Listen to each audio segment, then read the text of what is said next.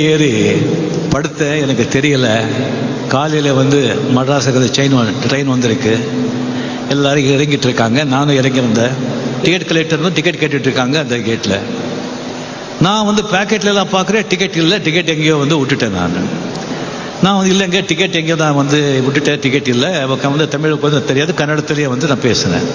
அவர் கொஞ்சம் சைடில் நில்லுப்பா அப்படின்னு சொல்லிட்டு எல்லாம் போன பிறகு இருந்து ஃபுல் கம்ப்யூட்டர் ஸ்டேஷன் அப்படியே காலியாக இருக்குது. ஒரு 5-6 கூலிங்க இப்போ இந்த போர்ட்டர்ஸ் வந்து அங்கங்கே போயிட்டுருக்காங்க. என்னாச்சு டிக்கெட்டு? நீ டிக்கெட்டே வாங்கலை. இல்லைங்க, நான் டிக்கெட் வாங்கினேன், எங்கேயோ வந்து தொலைச்சிட்டேன், நான் பொய் சொல்ல மாட்டேன் அப்படின்னு சொன்னால் அந்த டிக்கெட் கலெக்டர் கேட்கவே இல்லை. இல்லை, நீ வந்து டிக்கெட் வாங்கணும், அதுக்கு ஃபைனும் கட்டணும், அப்போ தான் வெளியே விடுற அப்படின்னு சொல்லி பிடிவாதமாக இருக்காங்க. நான் வாங்கினேன்னு சொல்லி அழாத குறை. அப்போ அந்த 5 பேர் இந்த கூலி ஆளுங்க அங்கே வந்துட்டாங்க. வந்து என்னை பார்த்து, என்னங்க இந்த பையன் மூஞ்சி பார்த்தா தெரியலையா? அவ்வளோ சொல்கிறாங்க.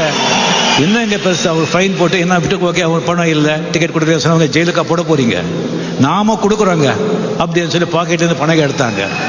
நான் சொன்னேன், இல்லைங்க என்கிட்ட பணம் இருக்குங்க அப்படின்னு சொல்லி என் பாக்கெட்டில் எடுத்து அந்த பணத்தை காட்டி என்கிட்ட இருக்கு, நான் டிக்கெட் நான் வந்து எடுத்திருக்கேங்க, நான் விட்டுட்டேன்னு சொன்ன பிறகுதான் அந்த பணத்தை பார்த்து டிக்கெட் கலெக்டர், உன்னை நம்புறப்பா போ அப்படின்னு சொல்லி எனக்கு தமிழ்நாட்டு மண்ணுக்குள்ள கால் எடுத்து வைக்கிறதுக்கு எனக்கு வந்து